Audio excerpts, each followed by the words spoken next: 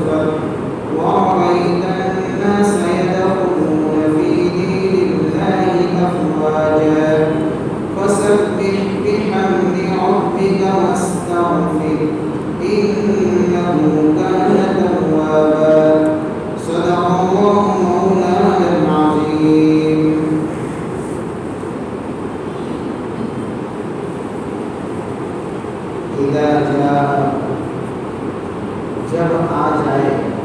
نصر اللہ کی مدد والفتح اور فتح ورأیت الناس اور آپ لوگوں کو دیکھیں یدخلون فی دین اللہ داخل ہو رہے ہیں اللہ کی دین میں افواجا گروہ در گروہ فوج در فوج فسبح تو آپ تسبیح بیان کیجیے بحمد ربک اپنے رب کے حمد کے ساتھ واستغفر اور اللہ سے مغفرت مانگیے انہ کان توابا بے شک وہ بہت زیادہ توبہ قبول کرنے والا ہے. یہ اس آیت کا یعنی سورت کا ترجمہ ہے. رمضان کے اندر جس سورت کی یعنی وضاحت ہمارے سامنے آئی وہ سورت الحر جو سورت کے بعد آتی ہے. یہ مکمل وضاحت ہمارے سامنے آ چکی ہے.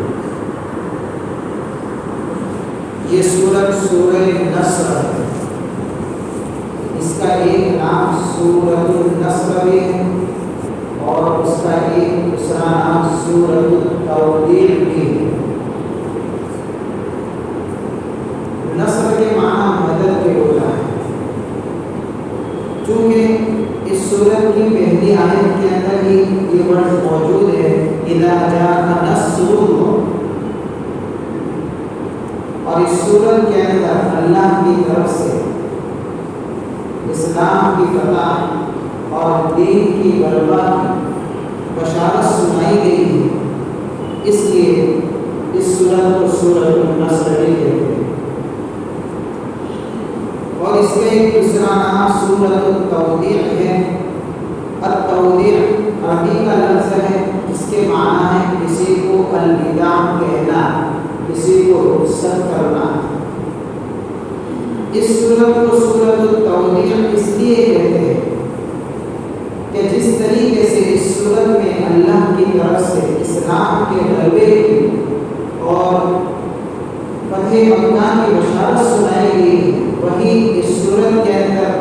گویا کہ حضور پاک صلی اللہ علیہ وسلم کے دنیا سے رخصت ہونے کا اشارہ بھی پایا جاتا ہے. اس لیے اس سورت کو سورۃ التوبیخ کہتے ہیں. لہذا روایتوں میں آتا ہے ایک مجلس کے اندر حضور پاک صلی اللہ علیہ وسلم نے سورت کی تلاوت فرمائی. تو اس مجلس میں حضرت ابو بکر صدیق رضی اللہ تعالیٰ عنہ، حضرت عمر فاروق رضی اللہ تعالیٰ عنہ اور حضرت عباس رضی اللہ تعالیٰ عنہ ایسے جلیل القدر صحابہ اور دوسرے صحابہ کرام موجود تھے۔ جب ان صحابہ نے اس سورت کی تلاوت کو سنا تو سارے کے سارے صحابہ خوش ہو گئے، اس لیے کہ اس میں اللہ کی طرف سے گویا کہ اسلام کے غلبے کی بشارت سنا گئی، اس لیے سارے صحابہ خوش ہوئے۔ لیکن روایت میں آتا ہے کہ حضرت عباس رضی اللہ تعالیٰ عنہ جو آپ کے چچا تھے، جب انہوں نے اس سورت کو سنا تو وہ رونے لگے۔ تو کسی نے ان سے پوچھا کہ اس میں تو اسلام کے غلبے کی بشارت ہے، کہ اللہ نے خوشخبری سنائی ہے۔ ظاہر سی بات ہے، انسان جب کسی چیز کی خوشخبری سنتا ہے تو فرحت محسوس کرتا ہے، تو ہنسنے لگتا ہے۔ آپ روتے ہیں تو آپ کے رونے کی وجہ کیا ہے؟ تو حضرت عباس رضی اللہ تعالیٰ نے فرمایا کہ بات یہ نہیں ہے، میں کچھ الگ ہی سمجھا ہوں۔ اس صورت کے اندر بشارت سنا دی گئی ہے، لیکن ساتھ میں یہ اشارہ بھی پایا جاتا ہے کہ اب حضور سے جدائی کا وقت قریب آ چکا ہے، اس غم میں میں رو رہا ہوں۔ تو اللہ کے نبی صلی اللہ علیہ وسلم کے سامنے یہ بات رکھی گئی کہ حضرت عباس نے اس صورت سے مطلب نکالا ہے۔ آپ علیہ السلام نے اس کی تصدیق فرمائی کہ بات ٹھیک ہے، یعنی مصطفی کا وقت اب الوداعی وقت اب قریب آ چکا ہے۔ حضرت ابو بکر صدیق رضی اللہ تعالیٰ عنہ کے بارے میں آتا ہے کہ جب حضرت صدیق اکبر رضی اللہ تعالیٰ عنہ نے اس صورت کو سنا تو بڑے بے قرار ہو کر رونے لگے۔ پوچھا گیا آپ کیوں روتے ہیں؟ کہ میں اس لیے روتا ہوں کہ اس صورت کے اندر یہ پیغام بھی چھپا ہوا ہے کہ اب حضور سے جدائی کا وقت قریب آ چکا ہے۔ بڑے ذی استعداد اور بڑے علم کے مالک صدیق اکبر رضی اللہ تعالیٰ عنہ، آپ علیہ السلام روایت میں آتا ہے کہ ایک مرتبہ حضور صلی اللہ علیہ وسلم یعنی جب خطبہ دے رہے تھے تو خطبے کے اندر اللہ کے نبی نے یہ بات فرمائی کہ اللہ نے اپنے ایک بندے کو اس بات کا اختیار دیا ہے کہ چاہے وہ دنیا میں رہے، چاہے اپنے رب سے ملے، تو اللہ کے اس بندے نے رب سے ملاقات کو ترجیح دی ہے، یعنی اس کو پسند کیا ہے۔ حضرت صدیق اکبر رضی اللہ تعالیٰ عنہ نے جب یہ بات سنی تھی تو رونے لگے تھے کہ وہ اللہ کے بندے کو حضور پاک صلی اللہ علیہ وسلم کے ذات پاک کرتے۔ اسی طریقے سے حضرت صدیق اکبر رضی اللہ تعالیٰ عنہ نے بھی اس صورت سے اس اشارے کو سمجھ لیا، بلکہ حضرت عمر رضی اللہ تعالیٰ عنہ نے کسی موقع پر حضرت عبداللہ بن عباس رضی اللہ تعالیٰ عنہ سے پوچھا کہ یہ صورت یعنی اذا جاء نصر اللہ والفتح جو صورت ہے، ان صورت سے آپ کیا سمجھ رہے ہیں، اس کا کیا مطلب سمجھ رہے ہیں؟ تو حضرت عبداللہ بن عباس رضی اللہ تعالیٰ عنہ نے فرمایا کہ میری سمجھ میں تو یہ آتا ہے کہ حضور پاک صلی اللہ علیہ وسلم سے گویا کہ دنیا سے رخصت ہونے کا وقت قریب آ چکا ہے۔ ایک اور روایت میں آتا ہے کہ جب اس صورت کا نزول ہوا تو اللہ کے نبی صلی اللہ علیہ وسلم نے حضرت فاطمہ رضی اللہ تعالیٰ عنہ کو بلایا اور یہ کہا اپنی بیٹی سے کہ اللہ کی طرف سے مجھے اب گویا کہ رحلت یعنی آخرت کے سفر کرنے کا ایک اشارہ اور ایک خبر مل چکی ہے۔ حضرت فاطمہ رضی اللہ تعالیٰ عنہ نے جب حضور کی اس بات کو سنا تو رونے لگے۔ تو اللہ کے نبی صلی اللہ علیہ وسلم نے جب حضرت فاطمہ رضی اللہ تعالیٰ عنہ کی بے قراری اور ایسی بے چینی کی کیفیت کو جب دیکھا تو پھر اللہ کے نبی صلی اللہ علیہ وسلم نے ایک بات اپنی بیٹی رہتے جگر یعنی حضرت فاطمہ رضی اللہ تعالیٰ عنہ سے کہی، جس کے بنا پر حضرت فاطمہ رضی اللہ تعالیٰ عنہ ہنسنے۔ وہ کیا بات کہی؟ وہ یہ بات کہی تھی کہ میرے دنیا سے رخصت ہونے کے بعد سب سے پہلے میرے گھرانے میں سے جس کی مجھ سے ملاقات ہوگی وہ فاطمہ تو ہے۔ تو حضرت فاطمہ رضی اللہ تعالیٰ عنہ کو تسلی ہو گئی کہ خیر حضور سے جدائی تو ہو رہی ہے، لیکن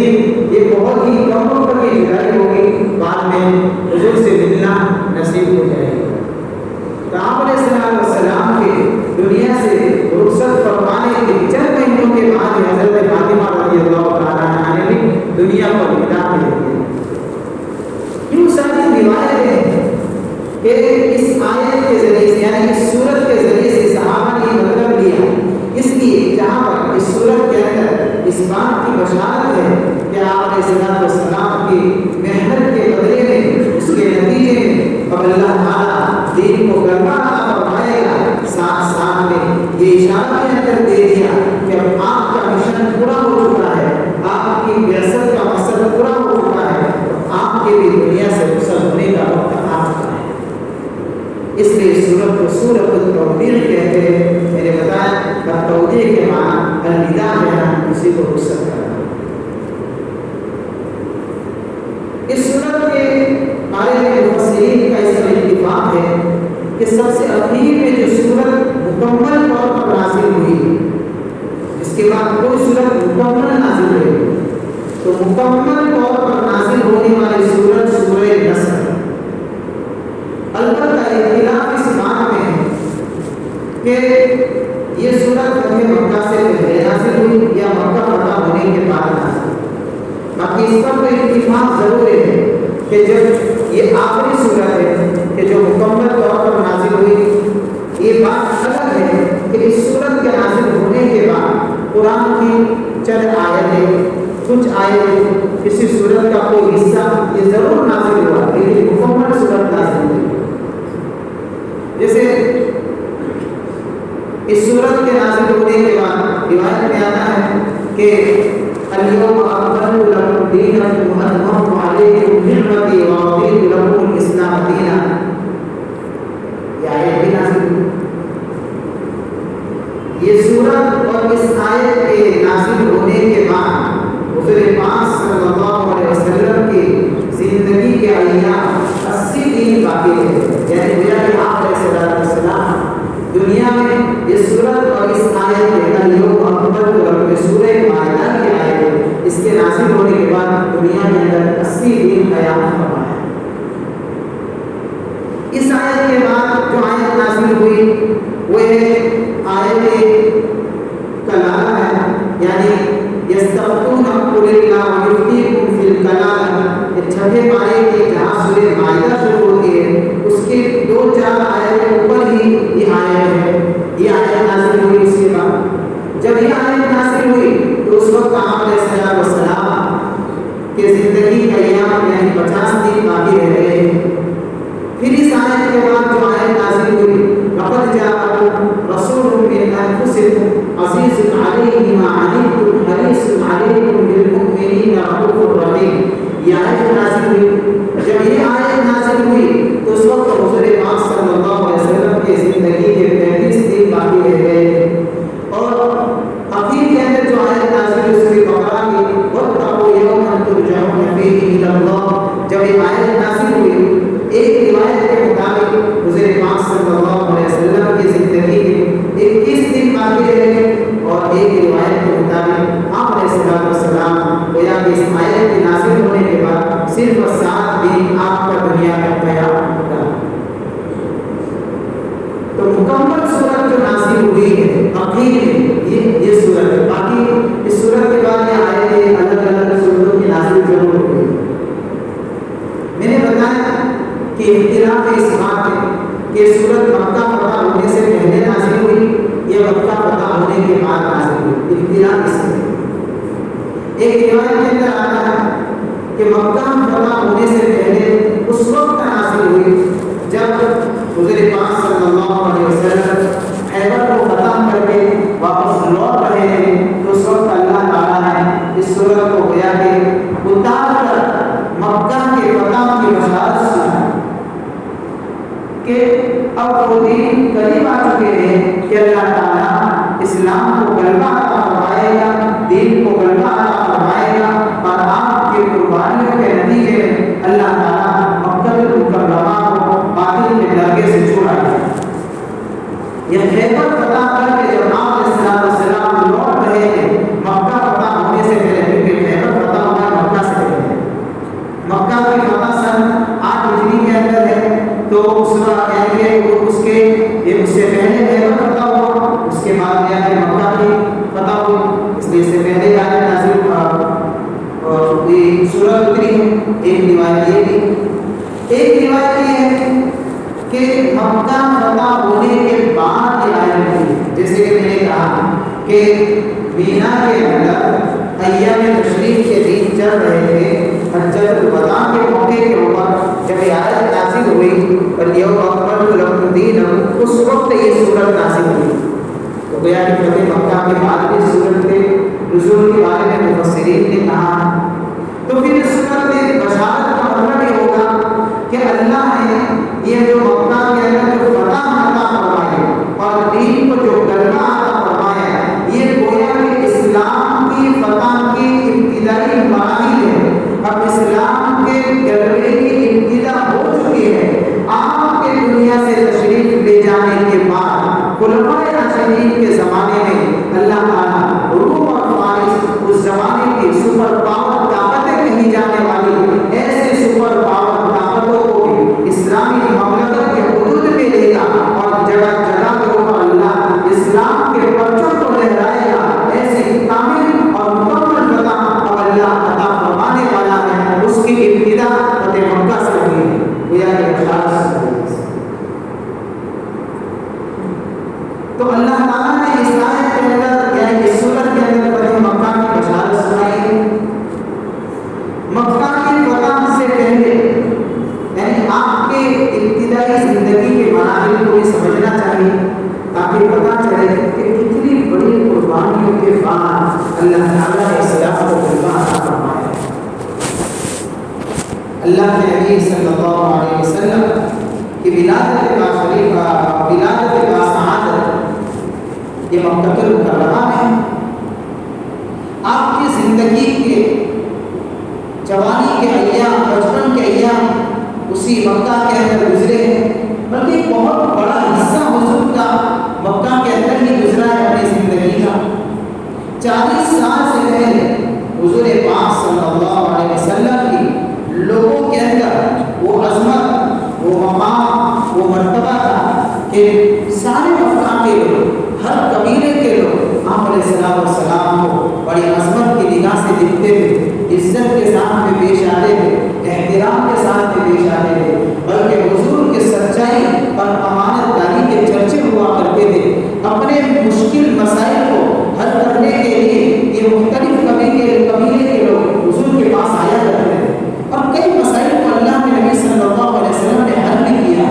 یہ عظمت تھی ان مکہ والوں کے دلوں کے اندر کب؟ نبوت سے پہلے کی زندگی میں۔ آپ علیہ السلام کو جب نبوت سے سرفراز فرمایا گیا، تاج نبوت سے نوازا گیا، تو 40 سال کی عمر کے اندر نوازا گیا۔ اللہ کی طرف سے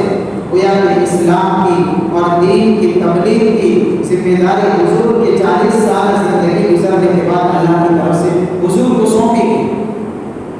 اب اللہ کے نبی صلی اللہ علیہ وسلم نے اس ماحول کے اندر لوگوں کو ایمان سمجھانا شروع کیا، دین سمجھانا شروع کیا، اسلام کی دعوت دینے شروع کی، تو آہستہ آہستہ آپ کی عظمت کے جو قائل لوگ تھے، جو قبیلے اپنے مسائل کو حل کروانے کے لیے حضور کی خدمت میں آیا کرتے تھے، وہی اب حضور کی مخالفت پر کھڑے ہو گئے، حضور سے ان کو دشمنی ہو گئی، حتیٰ کہ ایک وقت آتا ہے کہ اللہ کی طرف سے حضور کو پیغام دیا جاتا ہے، وَأَنذِرْ عَشِيرَتَكَ الْأَقْرَبِينَ، آپ اپنے قریبی رشتہ داروں کو بلا کر اللہ کے عذاب سے اور اللہ کی پکڑ سے اور آخرت کی یہ بھیانک ایک زندگی ہے جو ناکامی والی زندگی ہے، اس زندگی سے ڈرائیے تاکہ لوگ اللہ کی توحید کے قائل ہو جائیں۔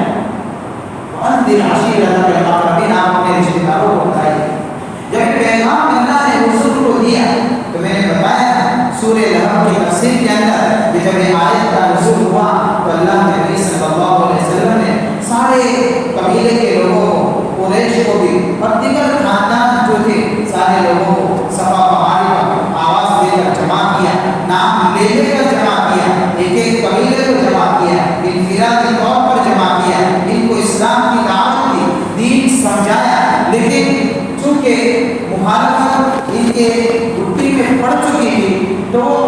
نبی کریم صلی اللہ علیہ وسلم کی بات کو تو کیا مانتے، بلکہ اوپر سے حضور پاک صلی اللہ علیہ وسلم کی دشمنی کے اندر اور ان کی گویا کہ اندر کی دشمنی کی آگ بڑھ گئی۔ اور صرف اتنا ہی نہیں ہوا کہ انہوں نے مخالفت کی ہو، بلکہ آپ کو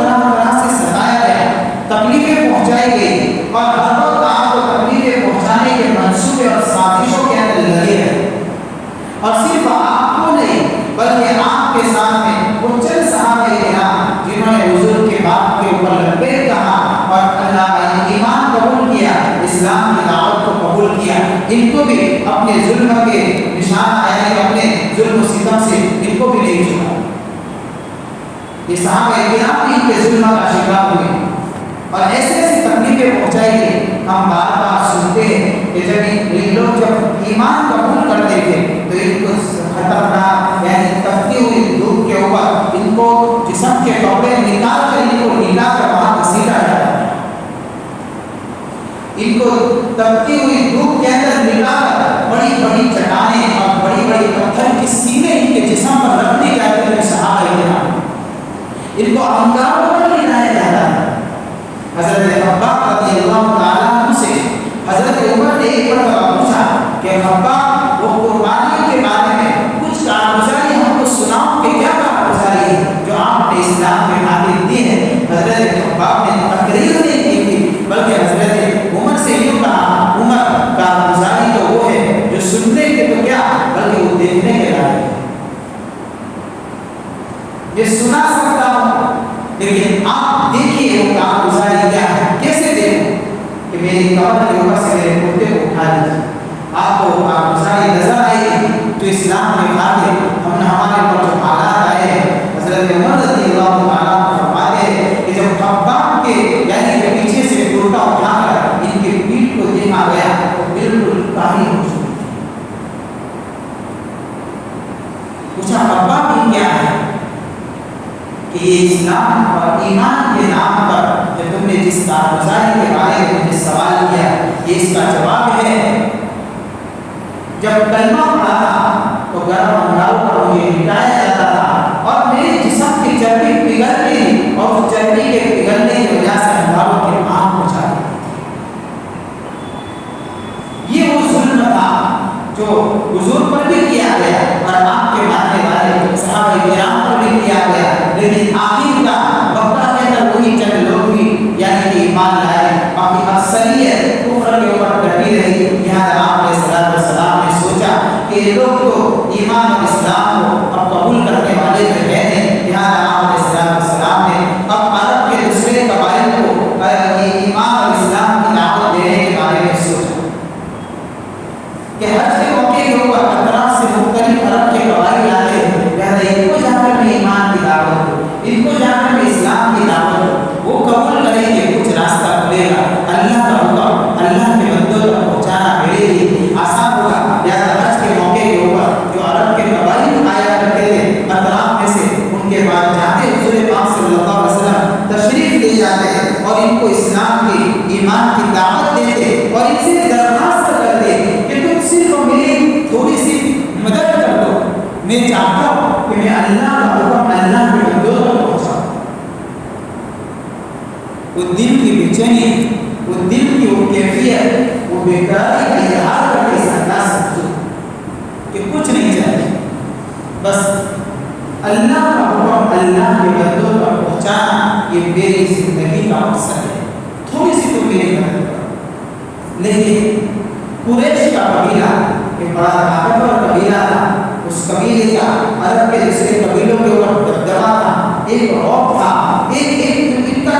دوسرے قبیلوں کے دلوں کے اندر قریش کا ڈر تھا۔ لہٰذا دوسرے قبیلے کے لوگ جب حضور کا پیغام سنتے تو ڈرتے تھے اس بات سے کہ اگر حضور کا ساتھ دے دیا اس کا مطلب یہ ہے کہ قریش لوگوں سے یا اس قبیلے سے کوئی دشمنی کرنا ہے، اتنے بڑے قبیلے سے دشمنی ہم بول لیں گے تو اس قبیلے سے ہم مقابلہ نہیں کر سکتے۔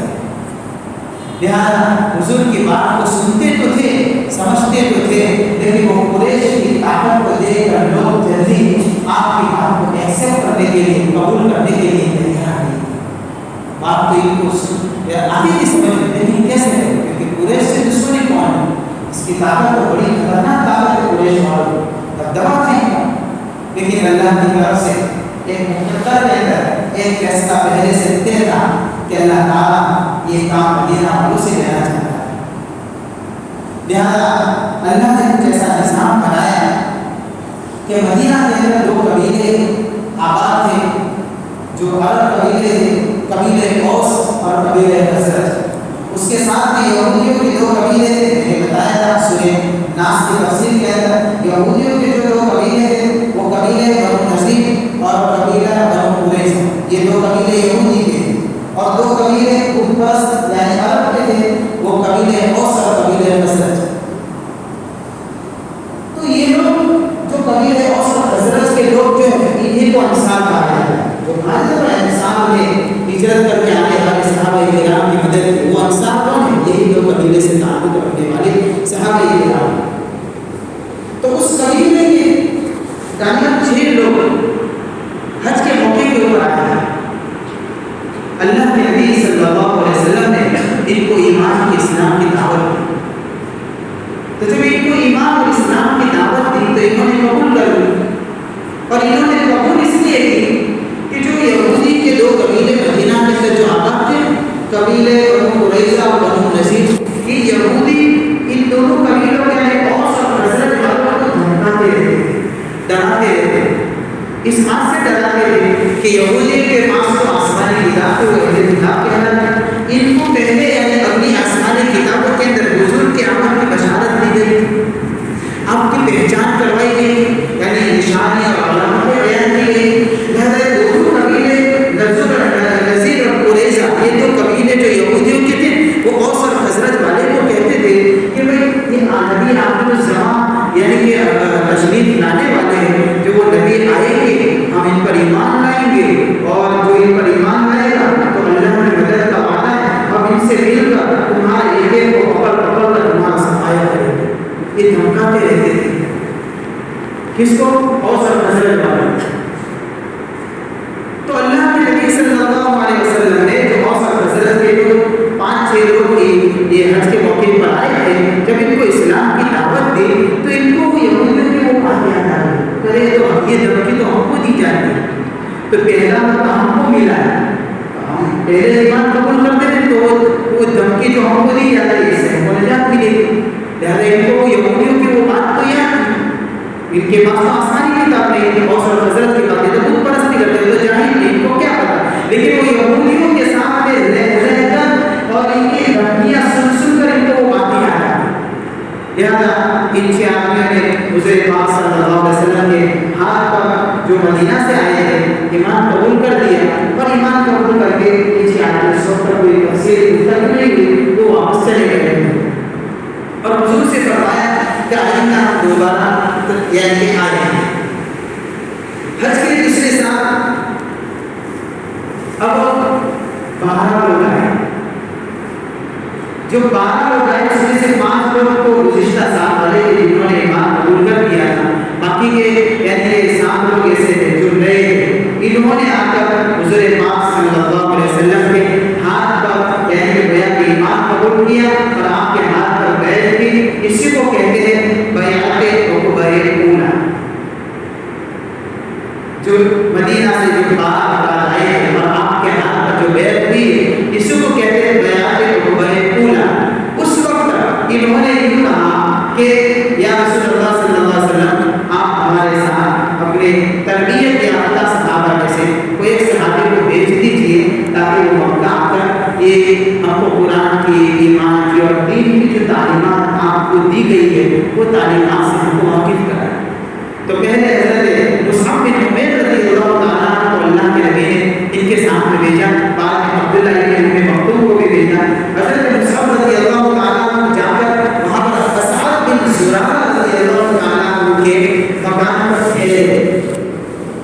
حضرت اسعد بن زرارہ رضی اللہ تعالیٰ عنہ وہ صحابی ہیں جب 6 سال میں آئے تھے تو اس لشکر کے اندر یہ شامل ہوئے، یا پھر دوسری مرتبہ جو 12 افراد آئے اس کے ایک تھے، تو ان کے مکان کے اوپر وہاں جا کر حضرت مصعب بن عمیر رضی اللہ تعالیٰ عنہ لوگوں کو ایمان کی دعوت دینا شروع کیا، دین کی دعوت دینی شروع کی۔ اب حال یہ ہوا کہ مدینہ کے گھر گھر کے اندر اب حضور کا چرچا ہو رہا ہے، ایمان کا چرچا ہو رہا ہے، اسلام کا چرچا ہو رہا ہے۔ پھر 1 سال ہوا تو یعنی تیسرے سال ابھی تقریباً 72 لوگ آئے اس قبیلے کے لوگ، 72 لوگ آئے، اس میں سے 73 مرد تھے اور 2 عورتیں تھیں۔ انہوں نے آ کر حضور پاک صلی اللہ علیہ وسلم کے ہاتھ پر بیعت کی یعنی ایمان قبول کیا۔ اسی کو کہتے ہیں بیعت عقبہ ثانیہ۔ جو تیسری مرتبہ یعنی اس قبیلے کے اندر سے 72 آدمی اس ساتھ میں آ کر اور آپ کے